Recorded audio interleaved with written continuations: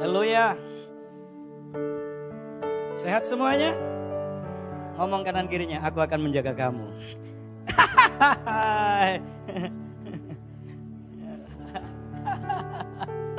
Iya kan, kita harus menjaga sesamanya kita. Right, hari ini saya pengen share tentang bonsai rohani. Sebenarnya desain Tuhan dari awal itu, iman kita harus mengalami grow up atau next level. Kita harus mengalami pertumbuhan dari satu ke pertumbuhan yang berikutnya. Nah, kalau saudara melihat sebuah pohon yang namanya pohon itu bonsai, orang itu bangga sekali. Tapi kalau kita serius nanya bonsainya, mereka akan tersiksa. Karena desainnya tumbuhan, desainnya manusia itu untuk apa? Bertumbuh, katakan bertumbuh. Nah, kalau kita nggak bertumbuh, berarti ada something wrong. Ada sesuatu yang keliru, ada sesuatu yang salah. Nah, mari saya pengen kalian membaca kitab Ibrani pasal 5 ayat 12 dalam terjemahan bahasa Indonesia sehari-hari. Ya, mari kita baca 1, 2, 3, go. Sebenarnya sudah waktunya bagi kamu untuk terus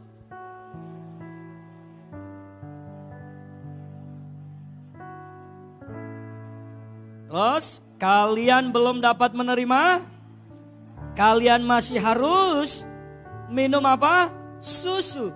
Nah, lihat baik-baik, apa sih yang menyebabkan jemaat yang ada di Ibrani itu nggak bertumbuh? Itu kan yang lebih penting, betul nggak? Kenapa mereka nggak bertumbuh? Itu kan pertanyaan.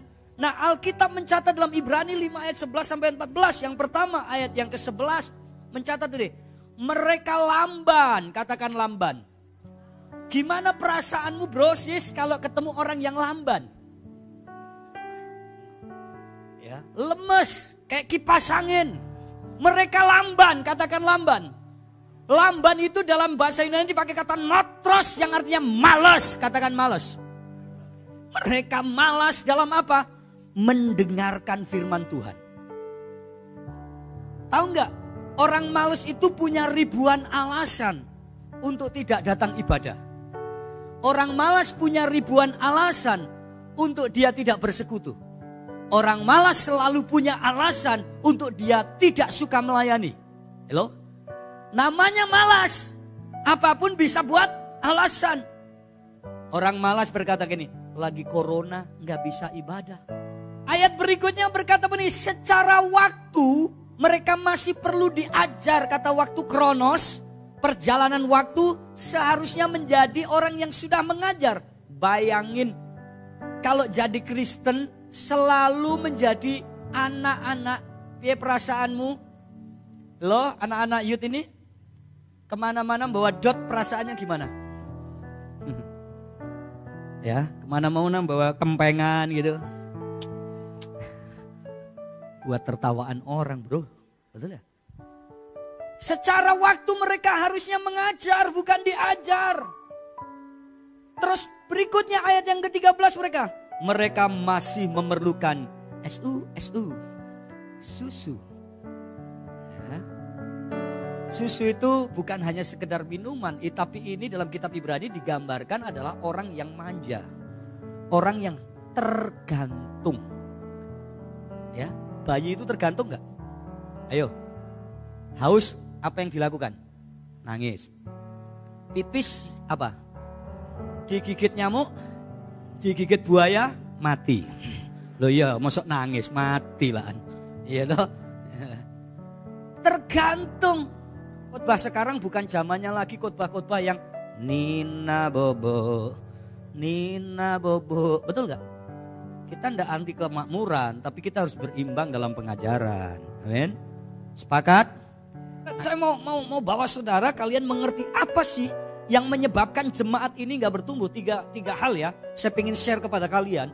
Pulang dari tempat ini, renungkan semuanya dan berpikir, apa saya sudah ada di titik ini? Apa kegagalan saya di sini? Kenapa iman mereka gak bertumbuh? Iman mereka jadi bonsai dan jadi Kristen cuman gitu aja. Yuk kita baca Ibrani 10 ayat 25, 1, 2, 3. Janganlah kita meninggalkan diri dari pertemuan ibadah kita seperti dibiasakan oleh beberapa orang, tetapi apa? Marilah kita saling menasihati dan semakin giat melakukan menjelang hari Tuhan yang... Nah, rupanya kenapa iman mereka menjadi kerdil, iman mereka menjadi bonsai? So simple. Karena mereka tidak lagi mau bersekutu dengan saudara seiman. Hidup mereka eksklusif. Mereka menganggap diri paling benar. Mereka menganggap diri paling hebat. Mereka menganggap dirinya paling suci. Mereka nggak butuh orang lain. Anda dan saya masih butuh orang lain. Sepakat katakan yes, yes, yes.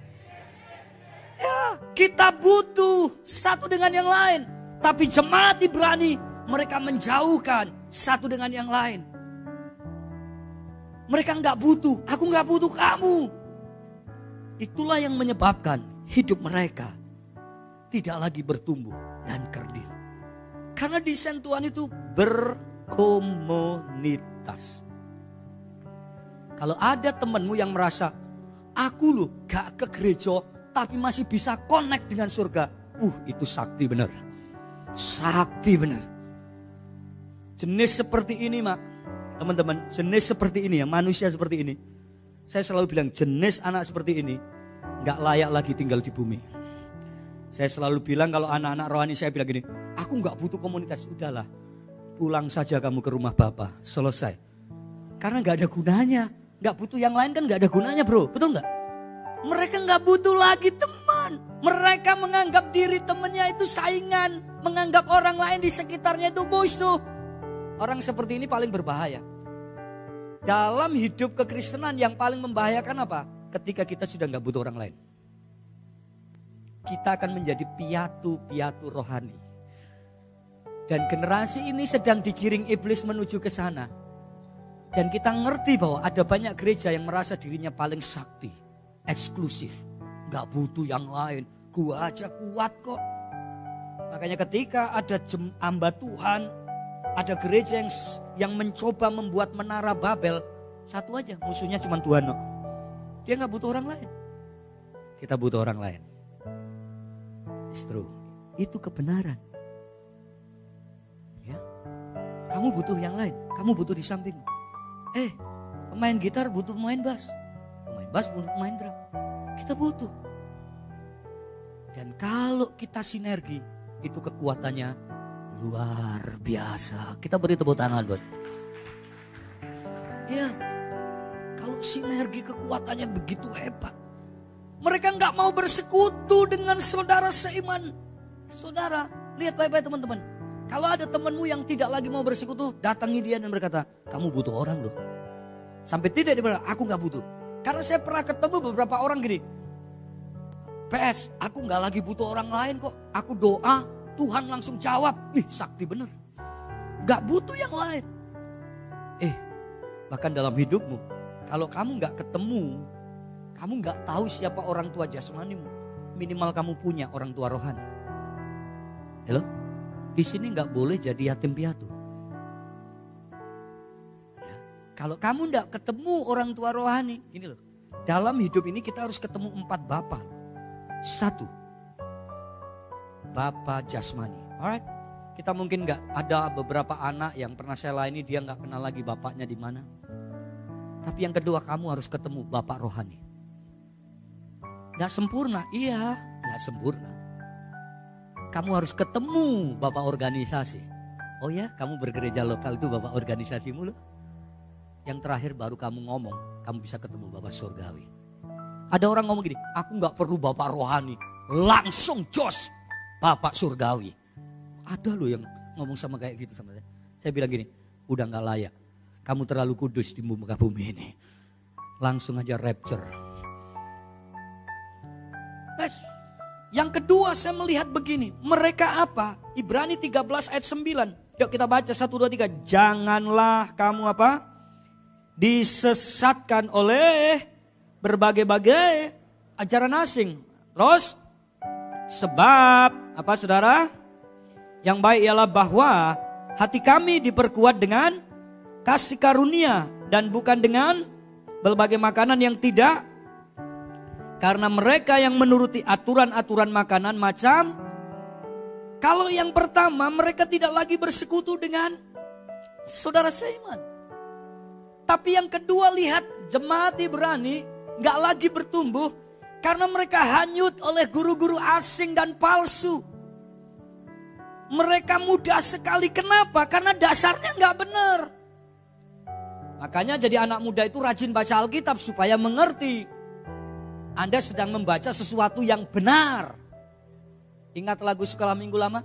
Baca kitab suci, doa tiap hari, doa tiap hari, doa tiap hari. Terus baca kitab suci, doa tiap hari kalau mau tumbuh. Paulus ngomong cuman mau 2 hal aja kalau kamu mau bertumbuh. Pilihannya 1 baca Alkitab atau 2 penderitaan dan penganiayaan. Kowe milih ndi? Aku milih dua-duanya Pak. Baca Alkitab dan dianiaya. Sakti benar. Gak apa-apa karena ada orang itu punya karunia dianiaya. Iya kan? Iya kan? Iya. Ada jenis manusia dianiaya dulu baru bertumbuh loh. Ya. Bangkrut, kecelakaan. Saya selalu bilang gini. Kalau kamu gak mau dididik orang tua rohanimu, kalau kamu gak mau dididik gembalamu, kalau kamu gak mau dididik orang tua jasmanimu, one day kamu akan dididik keadaanmu. Dengerin ya. Waktu keadaanmu kamu sudah gak punya bargaining lagi, gak bisa tawar-menawar. Karena keadaan.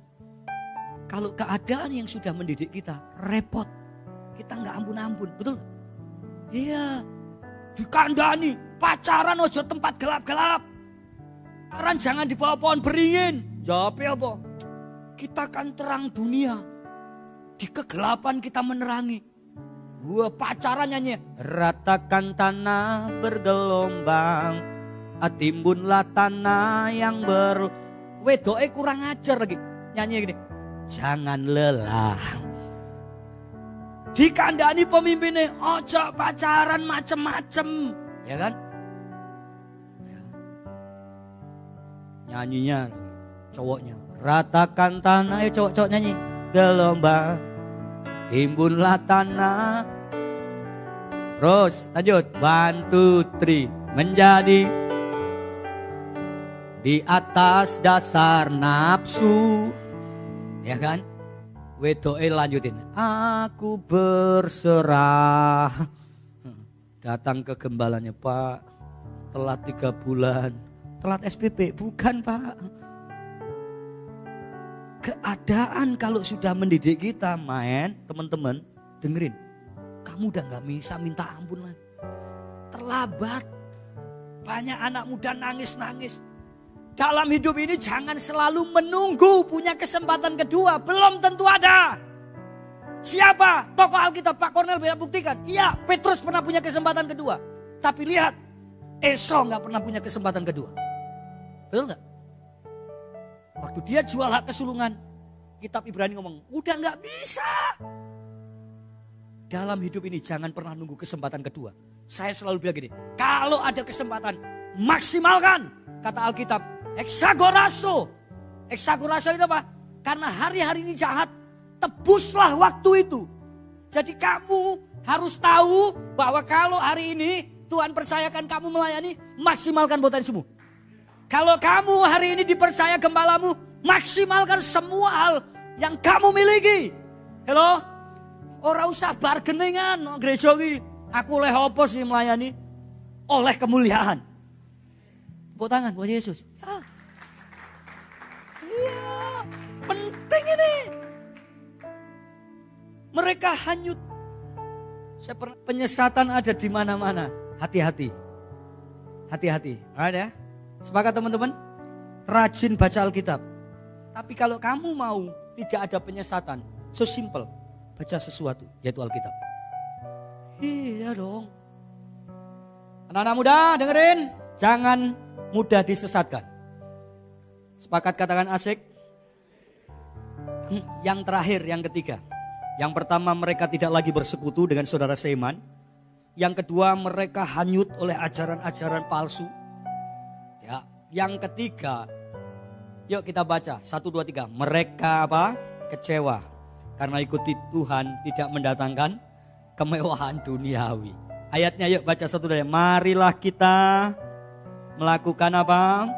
Dengan mata yang tertuju kepada yang, dan bawa iman kita itu kepada, dengan mengabaikan kehinaan tekun sukacita yang disediakan yang sekarang duduk di sebelah. Jemaat Ibrani sangat kecewa karena waktu dia memutuskan ikut Tuhan, dia gak kaya mendadak, gak jadi crazy rich.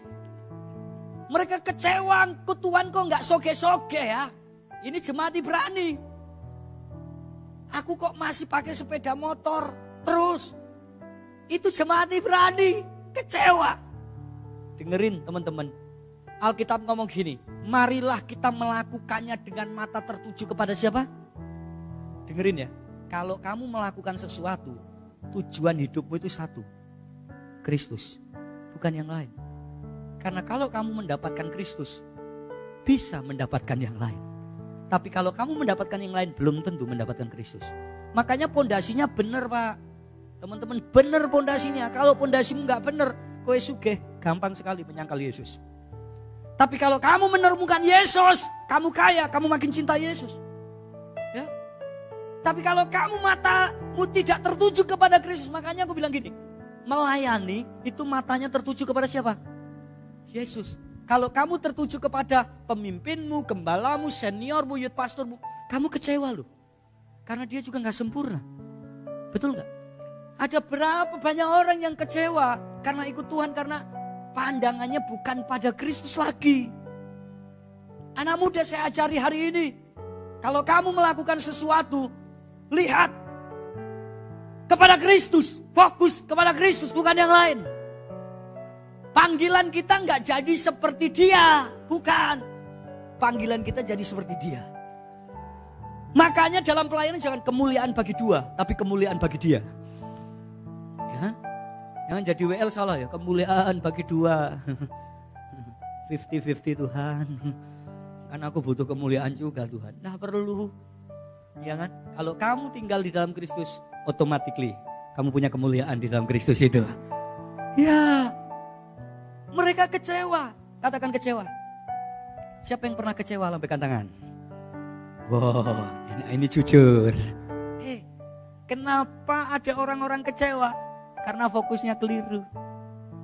Halo? Ya, fokusmu keliru. Kamu melakukan sesuatu supaya dilihat orang. Supaya pemimpinmu puji kamu. Tidak perlu. Ketika kamu melayani, puji nggak dipuji, disanjung nggak disanjung. Kalau kamu berkata, aku lakukan untuk Tuhan, so selesai. Gitu. Pemimpinku lupa memuji aku, biarin aja. Aku nggak terlalu peduli dengan pujian kok. Ketika aku melakukan dengan ketulusan, surga itu terbuka untuk aku. Itu aja poinnya. Poinnya itu. Anak muda, jangan suka cari pujian. Kamu akan kecewa. Jadi mereka kecewa, ikut Tuhan kok. Aku ikut Tuhan kok. Wis 30 tahun kok orang pacar-pacar ya Tuhan. Ya kan? Mungkin kita sudah berbulan-bulan, bertahun-tahun jadi jomblo. Jones ya kan. Jomblo ngenes. Tapi kita ubahlah. Kita jadi jojoba. Jomblo-jomblo bahagia. Atau kita menjadi komsel kita namanya ijo lumut. Ikatan jomblo lucu dan imut.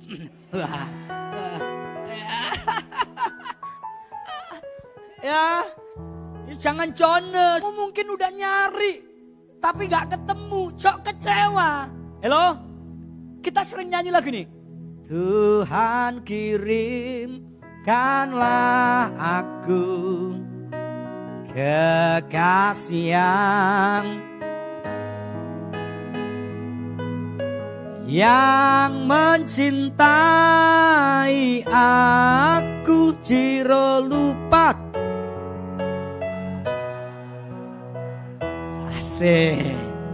Memang angel ya mencintai kita apa adanya itu ya. Ya.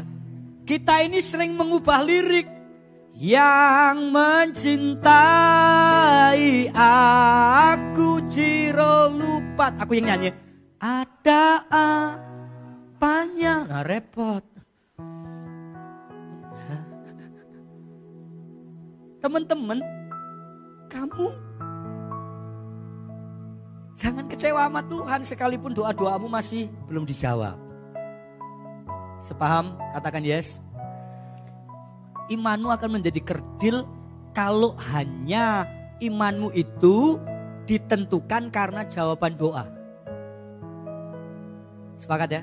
Imanmu akan kerdil kalau ukurannya adalah berkat secara apa? Jasmani. Karena Mazmur pasal 73, aku nyaris tergelincir melihat keberuntungan siapa? Orang fasik. Temenmu naik mobil Toyota, kita bang, aduh kok dia kaya. Kamu pikir yang punya Toyota juga orang yang kenal Tuhan, yang punya pabrik? Enggak, pembandingannya bukan gitu. Kalau kamu membandingkannya karena harta, dengerin, kamu akan mudah kecewa ikut Tuhan.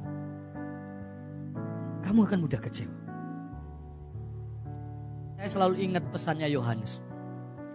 Justru Yohanes itu di Pulau Patmos, pulau yang terpencil itu, dia melihat surga. Tempat itu tidak punya pengaruh. Yang punya pengaruh siapa yang menyertai saudara. Tepuk tangan buat Yesus. Saya melihat waktu Lot melihat Sodom dan Gomora, lihat surga. Tapi Abraham memilih untuk tempat yang tidak dilihat secara kasat mata. Tapi karena bukan tempatnya, karena siapa yang menyertai menjadi lebih menarik.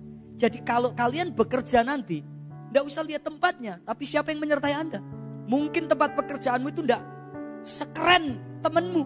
Tapi waktu kamu ada di situ, kamu bisa melihat surga yang nyata di tempat kalian bekerja dan kuliah. Amin. Semangat. Jadi 3 hal, kalau kalian tidak mau kerdil, 1, yuk berkomunitas. Katakan, ayo komunitas. Yang kedua, mereka hanyut, ayo kita ajaran yang benar. Katakan yang benar. Yang ketiga, ayo, ya kan? Ojo kecewa, ikut Tuhan. Jangan kecewa, ikut Tuhan. Mari kita angkat tangan. Sungguh besar pengorbananmu bagiku, terlalu dalam untuk boleh singer WL semua pelayan altar. Sungguh besar, sungguh mulia yang kau pikirkan tentangku, tak terselami bagiku. Come on, sungguh indah. Sekali lagi, sungguh besar. Ya. Pengorbananmu bagiku, terlalu dalam untuk dimengerti. Sungguh besar,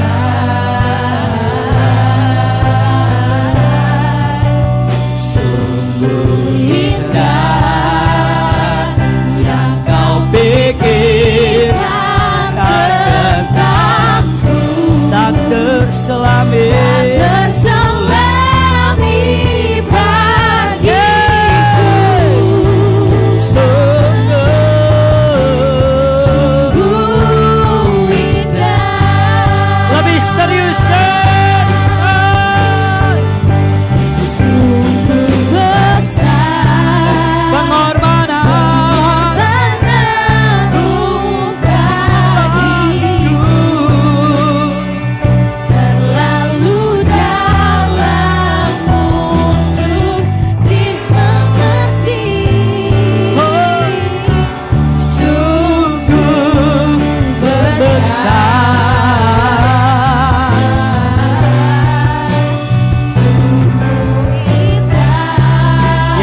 pikir kau pikirkan tentangku tak terselami tak terselami bagiku.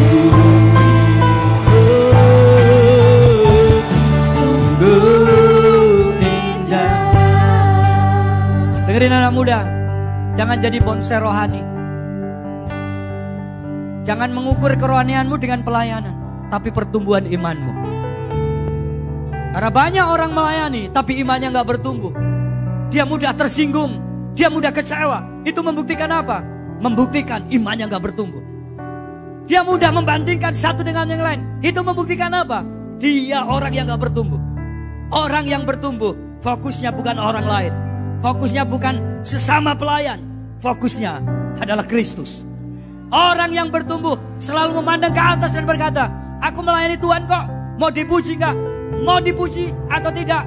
Mau disanjung atau tidak? Gak peduli aku. Karena aku sedang melayani Raja di atas segala raja. Aku gak peduli kok mau dikasih persembahan atau tidak. Yang penting aku sedang fokus kepada Yesus Kristus. Itu.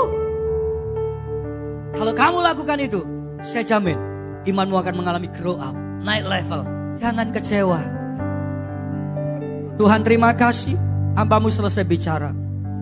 Engkau terus berbisik dan berbicara secara keras buat kami Tuhan. Buat generasi-Mu ini Tuhan. Aku berdoa langkah-langkah generasi ini akan menjadi langkah yang kuat. Karena mereka punya iman dan pengharapan di dalam Tuhan. Terima kasih, berkati anak-anak muda. Berkati seluruh pelayan Tuhan. Berkati seluruh anak-anak-Mu yang hadir pada malam ini Tuhan. Nyatakan kasih-Mu buat mereka. Mereka akan menjadi anak-anak muda yang keren. Berbeda dengan dunia ini.